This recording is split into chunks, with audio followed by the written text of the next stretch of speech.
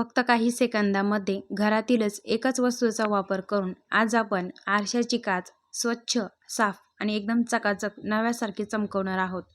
त्यासाठी मी इथं आरशाच्या काचेवरती अगदी अर्धा चमचा गव्हाचं पीठ टाकलेलं आहे आणि त्यानंतरच आपल्याच घरातील इथं थोडासा कापूस मी इथं घेतलेला आहे.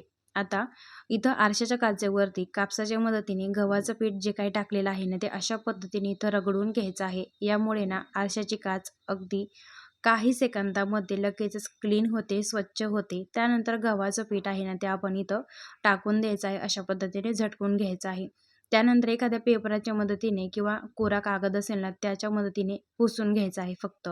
आणि त्यानंतर बघू शकता तुम्ही रिझल्ट तुमच्या समोर आहे. अशा पद्धतीने तुम्ही आरशाची काच नक्कीच स्वच्छ करू शकता. शक्यतो आपण रांगोळीच्या मदतीने आरशाची काच स्वच्छ करतो, पण जर रांगोळी घरामध्ये नसेल तर तुम्ही पर्यायी म्हणून गव्हाचा पिठाचा वापर नक्कीच करू शकता. ट्रिक आवडल्यास लाईक करा, शेअर करा आणि कमेंट करून नक्कीच सांगा.